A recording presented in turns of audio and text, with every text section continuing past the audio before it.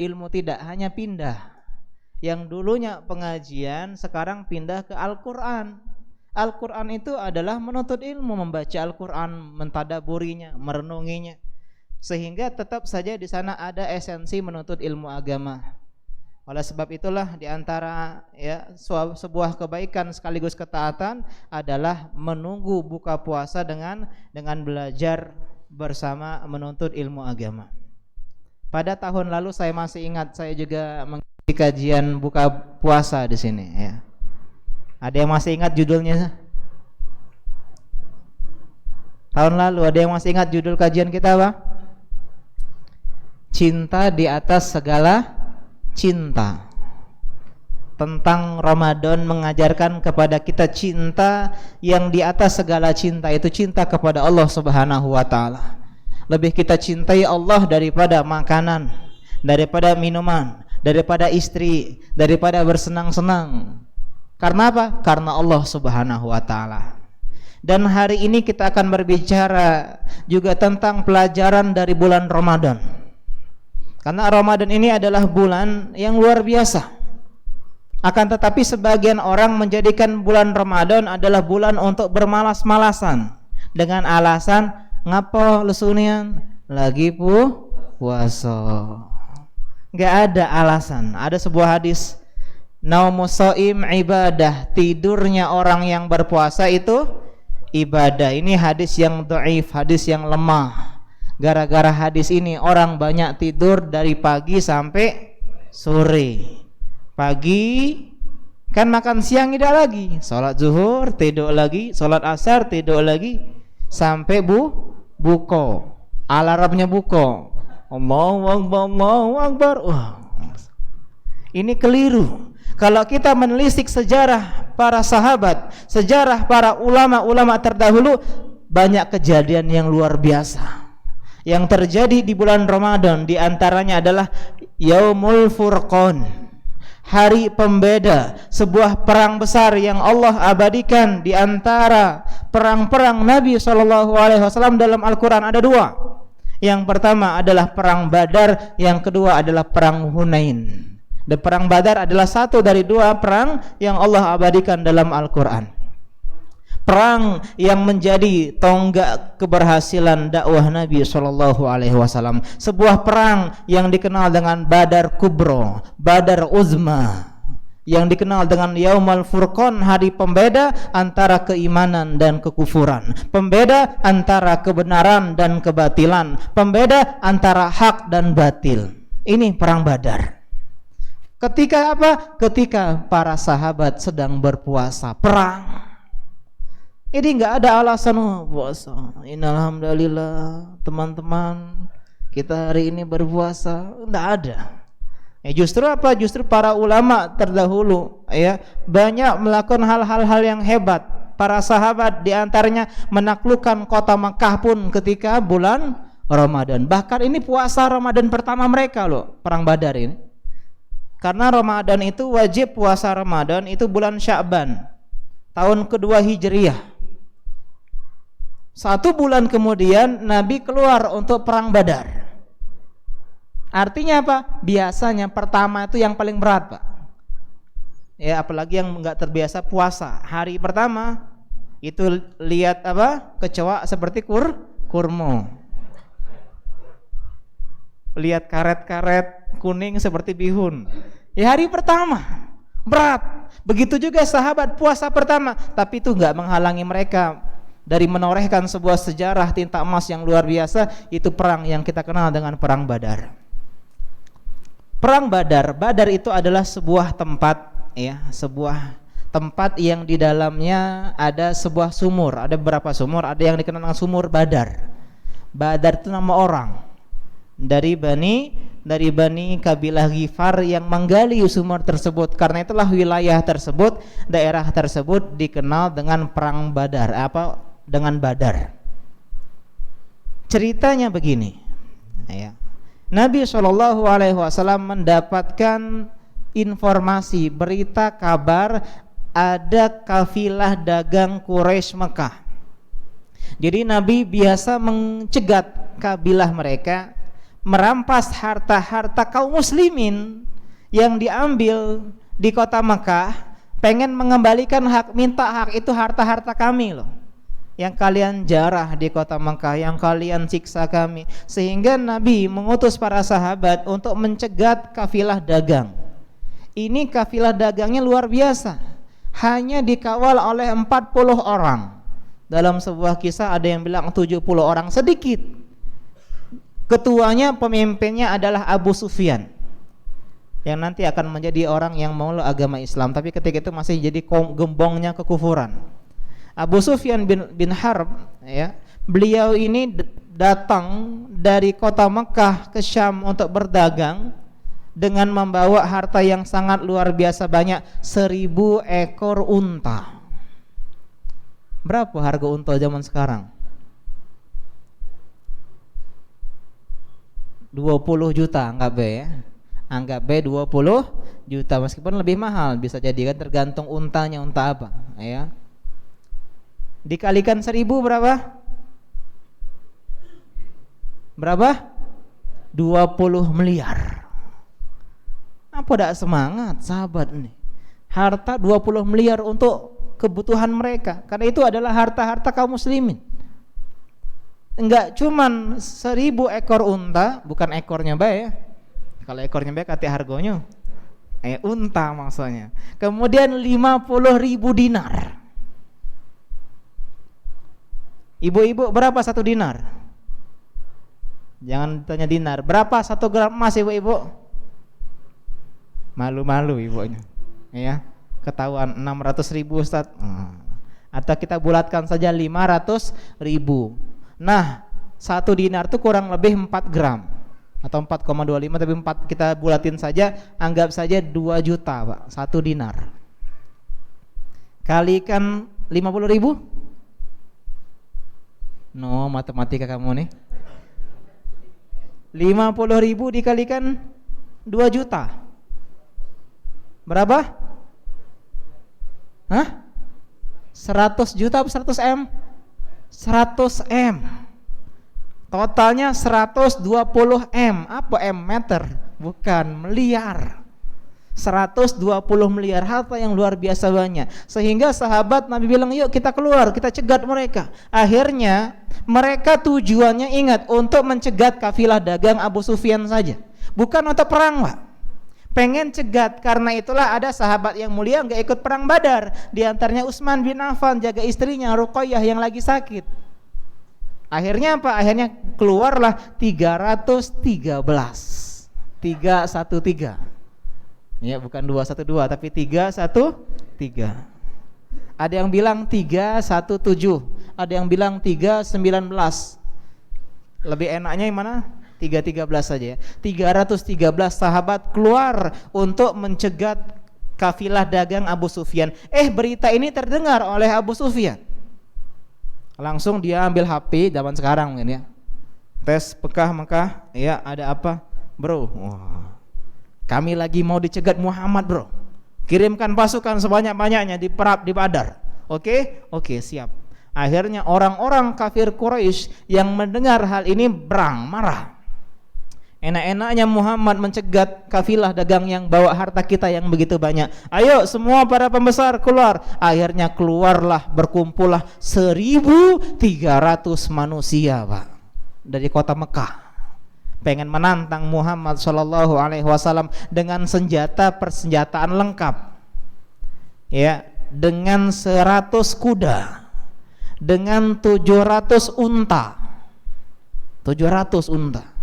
Setiap hari mereka makan 10 unta, potong-potong. Masya Allah, ya, orang Arab Saudi. Jadi kalian yang pengen nikahi orang Arab, siap, sehari 1 ekor kambing. Sedangkan sahabat itu hanya dua ekor unta, hanya 2 ekor kuda dan 70 unta, sedikit hartanya. Sedangkan apa? Musuh, Masya Allah, persenjataan lengkap. Ya, untuk perang, mereka niatnya pengen perang, tapi sahabat kan nggak perang niatnya. Tapi inilah nanti hikmahnya akan kita bahas nanti, bagaimana pelajarannya. Akan tetapi Abu Sufyan melewati rute yang lain. dia kabur dari rute yang seharusnya agar selamat dari kepungan Muhammad. Udah kira-kira selamat, ditelepon balik, bro pulang bro, saya sudah selamat alhamdulillah. Akan tetapi Abu Jahal CS nggak mau. Enak aja pulang, meskipun kau selamat Abu Sufyan, kami tetap berangkat, kami pengen menghancurkan Muhammad dan sahabat-sahabatnya yang angkuh dan sombong itu. Akhirnya mereka tetap ada 300 orang yang pulang. Ya ada Bani Adi pulang ya. Bani Adi enggak ikut, Bani Zurah yang pulang. 1.300 dikurang 300 berapa? Jadi 1.000. 313 lawan 1.000. 1 lawan 3. Ayo, ngomong buat 3. 300 orang lawan 1.000. Secara matematika siapa yang menang? 1.000. Ya. Ibrahim lawan ini. Nah, 3. Siapa yang menang? Yang 3 ini. Ini secara logika. Ya, secara logika. Apalagi persenjataannya lengkap. Mereka niat pengen perang, sahabat enggak. Ya, hanya cuman nyegat orang. Wani piran lewat sini gitu aja. Jadi enggak pakai senjata lengkap, enggak bawa senjata ya yang memadai. Akan tetapi inilah ya hikmah dari perang Badar. Akhirnya ketika dengar kabar ini, Nabi dengar kabar bahwasanya 1.000 pasukan dari Mekah datang ke Badar. Nabi musyawarah dengan sahabat. Ya gimana nih, kita nih mau lanjut atau enggak nih, atau mundur gitu. Abu Bakar bilang lanjut ya Rasulullah dengan ucapan yang baik. Umar bilang lanjut, tapi Nabi itu enggak pengen ucapan dari muhajirin. Udah jelas mereka akan bantu Nabi, bela Nabi. Nabi itu pengen mendengar ucapan dari Ansor, orang-orang Madinah. Mikdad bilang ya, Nabi dengerin, Nabi tersenyum. Tapi Nabi belum puas sampai akhirnya Sa'ad bin Mu'ad peka. Sa'ad bin Mu'ad sahabat Nabi yang luar biasa dari penduduk Ansor, yang dia masuk Islam itu umurnya 30 tahun teman-teman, meninggalnya umur 36 tahun. Berapa tahun dia berislam? 6 tahun. Ketika dia meninggal, arsy Allah bergoncang. Kalau kita meninggal apa yang bergoncang? Kasur. Ya. Keislaman kita nih enggak memberikan manfaat yang besar untuk agama ini. Cuma 6 tahun loh Sa'ad bin Mu'ad. Ada yang bilang 31 sampai 37.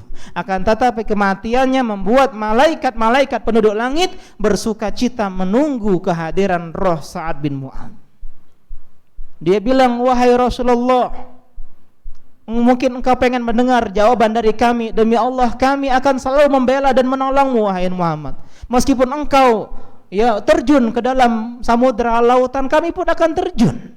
Menunjukkan betapa luar biasanya. Mendengar ucapan ini, Nabi merasa gembira, senang. Nabi ini yang ditunggu-tunggu tadi, yang memang udah dibaiat Aqobah bahwasanya orang-orang Ansar Madinah muslimin akan membela Nabi SAW. Tapi Nabi pengen kepastian, keimanan yang kuat untuk benar-benar di hadapan ini. Karena kalau janji itu kan belum ada di depan, itu biasanya masih pemanis saja. Iya aku bantu, belum ada musuh ya.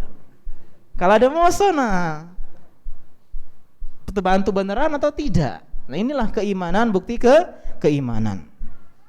Akhirnya lanjut.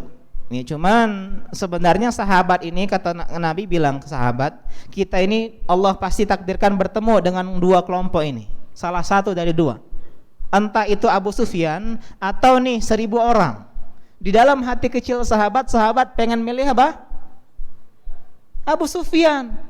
Udah harta banyak 120 miliar, cuman 40 orang, menanglah kita. Akan tetapi Allah punya rencana yang lebih indah. Boleh manusia berencana seindah rencana Cinderella, membangun sebuah istana dengan arsitek yang megah, tapi ingat ada kuasa Allah Subhanahu wa taala di sana. Silakan kita berencana pengen nikah begini, dapat akhwat yang begitu, silakan. Pengen kerja nanti begini begitu, silakan. Tapi ingat ada takdir Allah Subhanahu wa taala yang membatasi segala cita, angan dan asa kita.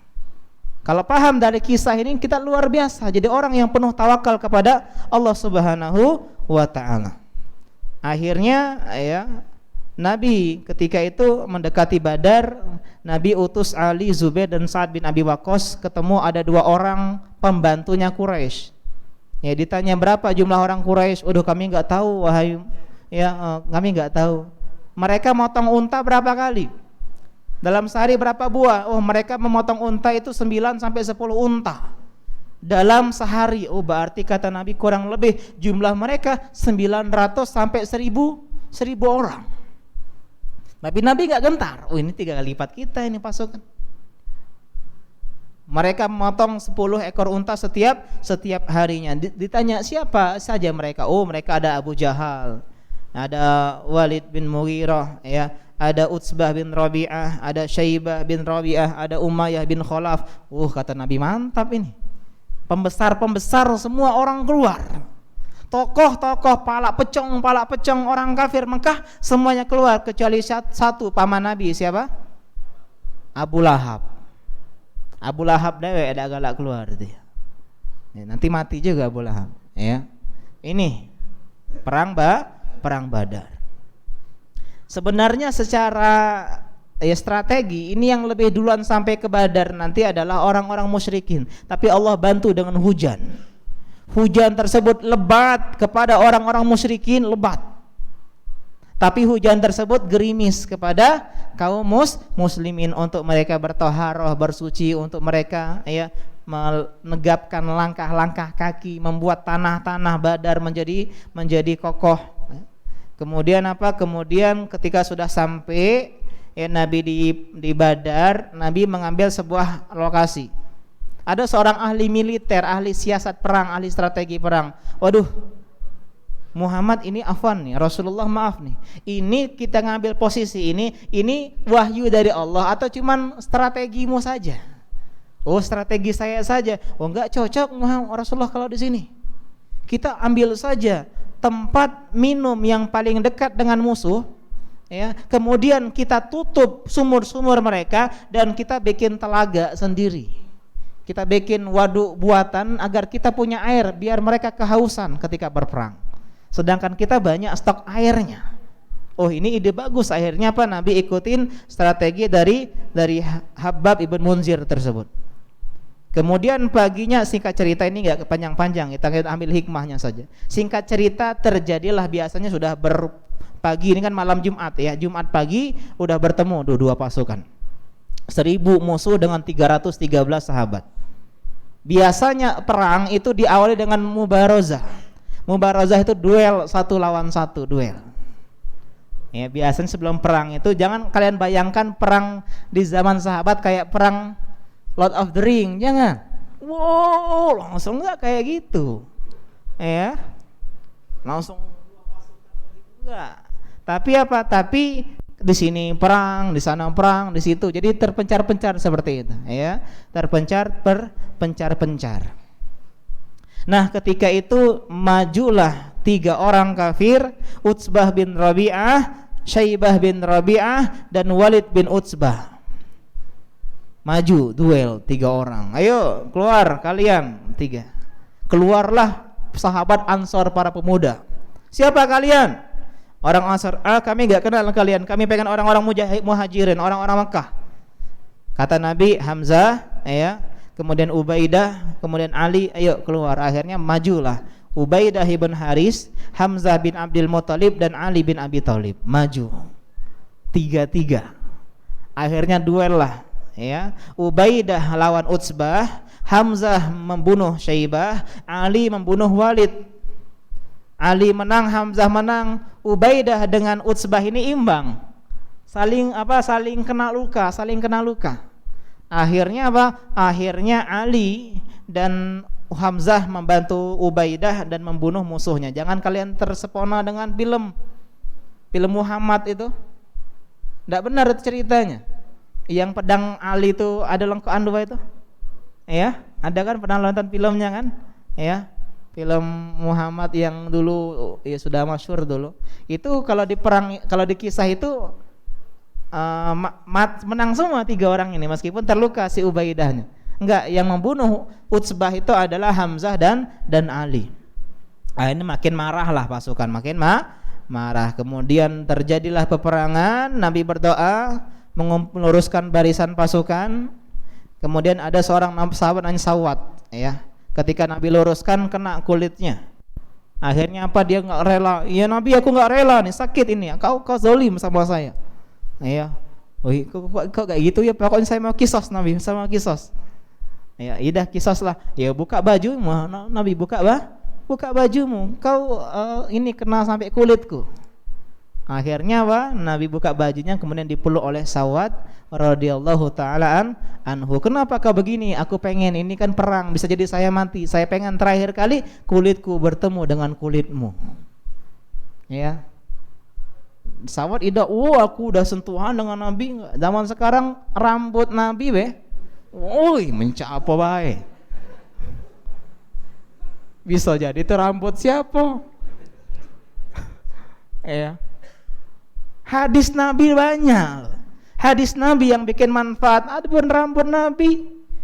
Dan ulama menjelaskan semua peninggalan Nabi, ya, tidak ada sampai sekarang ini, nggak ada. 1400 tahun yang lalu, bayangkan. Jangankan 1400 tahun dulu, peninggalan mantan saja kita buang.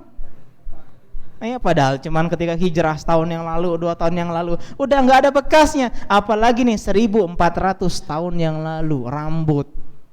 Siapa yang nyimpan itu? Ada yang bilang terompah lah, ada yang bilang jubah lah, ada yang bilang tongkat lah. Itu semua ya hal-hal yang tidak bisa dibuktikan keontetikanya, keasliannya, ya, kevalitannya enggak. Itu cuman ngaku-ngaku saja. Nanti Nabi bilang ini peci Nabi dan seterusnya. Ya, ini enggak benar, ya.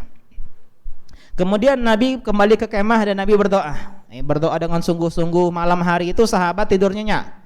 Ya, Allah bikin mereka semuanya nuas, ngantuk, kemudian mereka tidur nyenyak kecuali Nabi. Nabi berdoa terus sampai pagi di balik pohon kurma. Paginya Nabi lagi-lagi berdoa dengan doa yang terkenal, doa ini gara-gara politik terkenal. Allahumma intuhlik hadhil isabatal yaum la tu'bad abadan.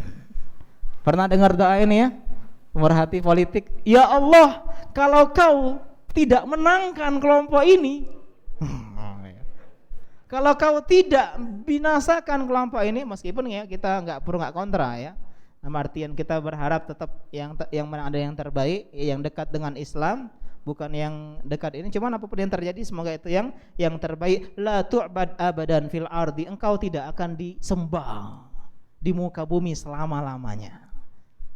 Ini doanya Nabi di perang Badar, ngelawan orang-orang musyrikin, orang-orang kafir. Ya Allah, kami ini tinggal kaum muslimin di muka bumi. Kalau kami kalah, engkau tidak disembah di muka bumi selama-lamanya.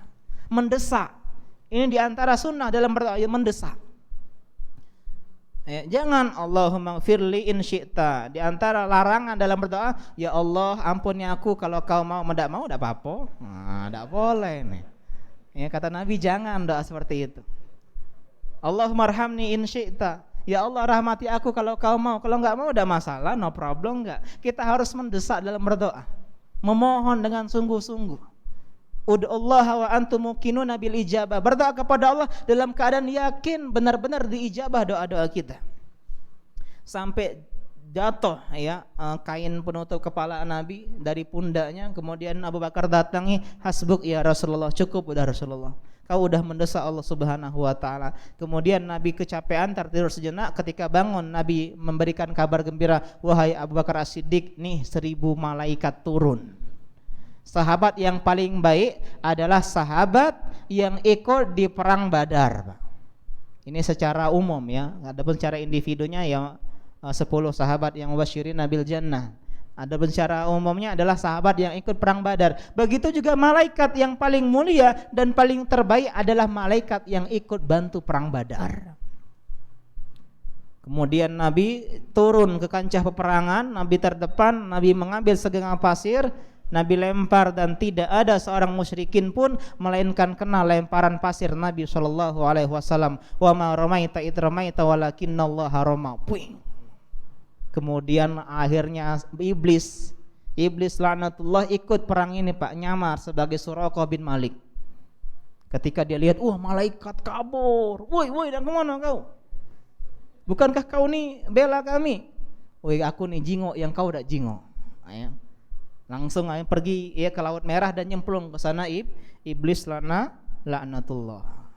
Kemudian siapa Firaun umat ini? Siapa? Abu Jahal. Siapa nama asli Abu Jahal? Ngapa pula Ustaz enggak tahu? Iya ya. Siapa yang tahu nama asli Abu Jahal? Iya. Masya Allah, Ammar bin Hisham ya. Siapa namanya? Masya Allah.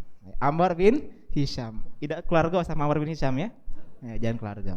Ammar bin Hisham yang dikenal dengan Abul Hakam dari suku Bani Makhzum. Ini Abu Jahal dibilang oleh Nabi Fir'aun hadhil ummah, sehingga orang-orang pengen membunuh. Mana ada datang kepada Abdurrahman bin Auf, ya wahai paman, mana Abu Jahal? Nak ngapa kamu dek? Aku nak bunuh Abu Jahal karena dia mencaci maki Muhammad Rasulullah sallallahu alaihi wasallam. Ditunjuklah itu ya Abu Jahal. Ada dua orang ini bernama apa? Bernama Mu'ad bin Amr dan Muawid ibn Afra. Meskipun Muawid nanti gugur di perang ini, cuma mereka berdua lah yang menyerang siapa? Yang menyerang dan menghujamkan pedang kepada Abu Jahal. Dua pemuda semangat untuk membunuh musuh Allah Subhanahu wa ta'ala. Singkat cerita, berakhirlah kemenangan telak bagi kaum muslimin ya, dan kalahlah orang-orang musyrikin. 14 cuman yang gugur dari kaum muslimin, sedangkan dari kaum musyrikin 70, dan 70 ini gembong-gembongnya. Umayyah bin Khalaf dibunuh Bilal. Kan Bilal itu kan mantan budaknya Umayyah. Dendamnya dia, no Umayyah, ya Bilal. Kalau kalian nonton filmnya itu ya. Akhirnya Bilal membunuh Umayyah. Terbunuhlah juga banyak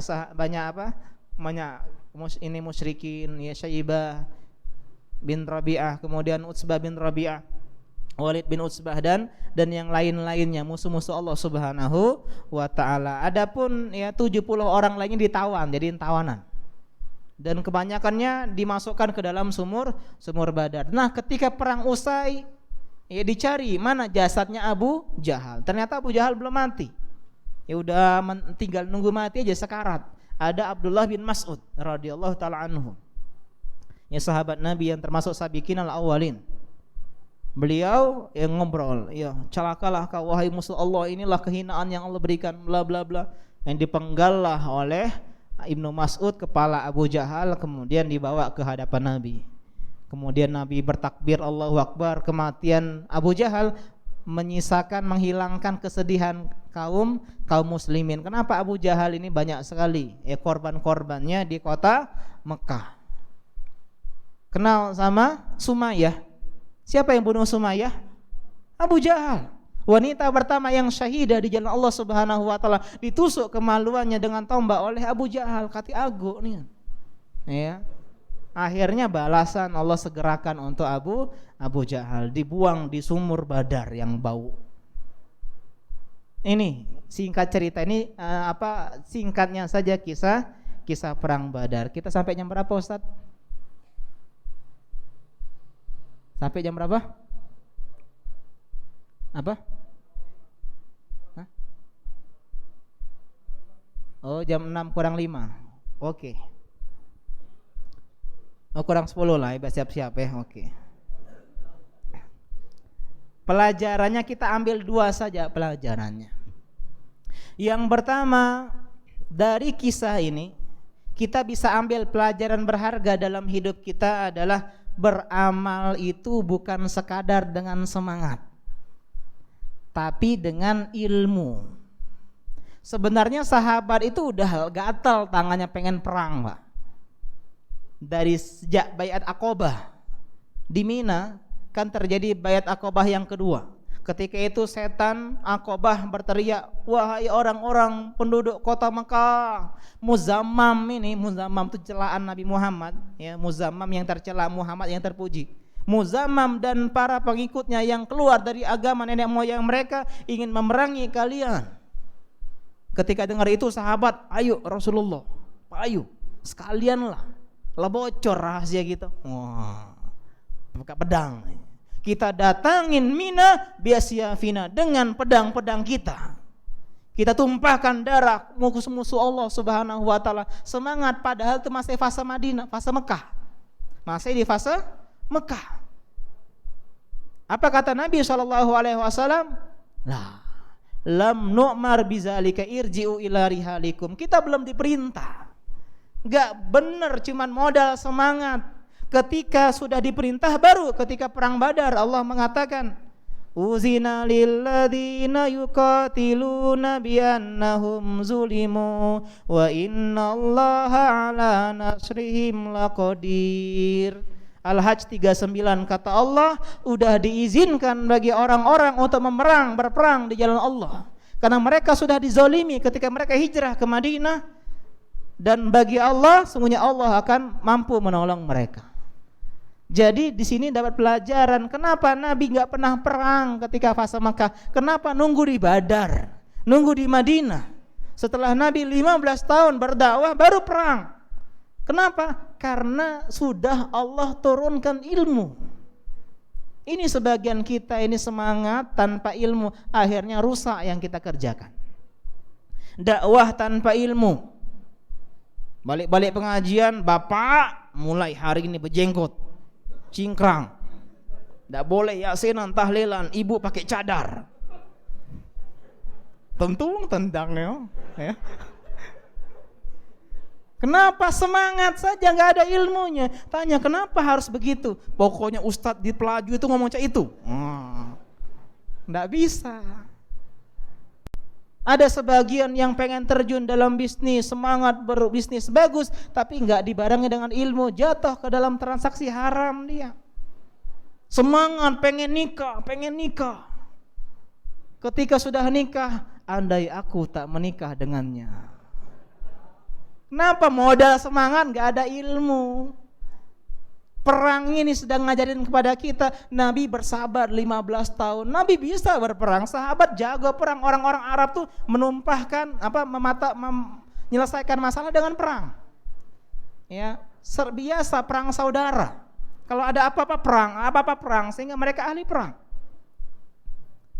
Tapi mereka disuruh bersabar karena belum ada ilmunya. Ilmu dulu. Ilmu boleh semangat, cuman semangat yang tanpa didekati dengan ilmu akan berbuat kerusakan dan kebinasaan. Ini poin yang pertama. Poin yang kedua, pelajaran yang kedua dalam hidup kita manusia berencana. Tapi Allah yang menakdirkan. Lihat sahabat, lihat Rasulullah, gak ada niat perang terdetik sedetik pun dalam benak mereka. Mereka keluar cuma 300 sekian orang, 313 orang untuk mencegat kafilah dagang. Udah. Mungkin bayangan kita nanti keluar, cegat, dapat harta banyak, pulang, selesai. Ya. Akan tetapi yang harus kita pahami, Allah memiliki takdir yang lain yang terkadang jauh dari rencana kita. Kita rencananya besok ya begini, ternyata besok seharian di rumah sakit. Siapa yang tahu? Sehingga kita sebagai orang yang beriman kepada Allah, bertawakal kepada Allah Subhanahu wa taala, meyakini bahwasanya rencana Allah itulah yang terbaik. Tugas kita hanyalah berikhtiar, berusaha sebaik-baiknya apapun yang Allah berikan, itulah yang terbaik untuk diri kita. Itulah yang terindah dalam hidup kita. Mungkin kita enggak tahu. Ustadz, kenapa saya jomblo terus Ustadz? Gara-gara jomblo kita semangat belajar ilmu agama. Coba kita kenal ngaji langsung nikah. Mungkin kita enggak sibuk seperti sekarang belajar ilmu agama. Kita udah sibuk dengan urusan rumah tangga, urusan dapur, urusan yang lainnya. Lihat sahabat Abu Hurairah radhiyallahu taala anhu. Sahabat yang lain punya pekerjaan, jualan, bisnis, berniaga. Ya, punya rumah. Sedangkan Abu Hurairah orang miskin, rumah pun enggak ada, kontrakan pun enggak ada, tidurnya di emperan masjid. Beberapa kali pingsan gara-gara apa? gara-gara kelaparan. Tapi lihat ada kebaikan yang indah yang Allah berikan kepada takdirnya. Abu Hurairah menjadi sahabat yang paling banyak meriwayatkan hadis dari Nabi SAW, 5.000-an hadis. Jauh mutus Ibnu Umar 2 kali lipat. Nomor 2 peraih medali peraknya. Abu Hurairah menjadi sahabat yang paling banyak berkenaan hadis. Kenapa? Sahabat yang lain jualan, bisnis, kerja. Beliau cuma ngikuti Nabi saja kemanapun berada. Dengar hadis, sampaikan hadis. Sahabat yang lain sibuk dengan yang lainnya. Ini diantara kebaikan yang Allah berikan kepada rencana. Lihat ini sahabat. Sahabat gak pengen perang awalnya, niatnya pengen cegat, tapi Allah pengen menjadikan terjadi tonggak sejarah kemenangan kaum muslimin yang ini menjadi apa? Menjadi hal yang luar biasa. Menjadi semangatnya para sahabat ketika itu, menjadi titik bangkitnya sahabat yang selama ini diintimidasi. Ammar bin Yasir disiksa, Yasir wafat, Sumayyah meninggal, Bilal disiksa. Banyak sahabat-sahabat yang wafat, yang disiksa di fase Mekah. Nah sekarang nih Allah inginkan sebuah peperangan tanpa terprediksi, agar apa? Allah mengatakan kepada kita bahwasanya ada takdir Allah yang lebih indah. Jadi bagi kita yang beriman kepada Allah Subhanahu wa taala, tugas kita cuma berusaha sebaik-baiknya. Boleh berencana, boleh berharap, tapi harapan kalau kita berikan kepada manusia akan berujung kecewa. Tapi kalau harapan yang kita berikan kepada Allah, Allah akan berikan yang terindah dari yang terindah, meskipun kita mungkin belum tahu apa sih hikmah indahnya. Kenapa sih harus perang? Oh, ternyata Allah berikan kemenangan. Ternyata Allah ingin menunjukkan kepada kita bahwasanya peperangan itu dengan hati, Pak. Bukan dengan pasukan, bukan dengan persenjataan, bukan dengan jumlah, bukan dengan tekad semangat saja, tapi karena keimanan dan pertolongan dari Allah Subhanahu wa taala. Dan banyak sekali di antara hikmah-hikmah yang Allah berikan di kisah ini. Bagaimana sahabat, banyak kisah-kisahnya, sahabat yang meskipun ada hubungan darah membunuh satu sama lain. Kenapa? Karena udah beda agama, wala dan bara. Sebagian kita semangat sekali cinta kepada pemain sepak bola misalnya, padahal tidak ada wala dan bara di sana. Wala bara itu hanya ada Islam. Kalau udah non kafir nggak ada cinta. Nggak boleh ngefans sama Lionel Messi, Ronaldo. Kalau Muhammad Salah, boleh Muhammad Salah.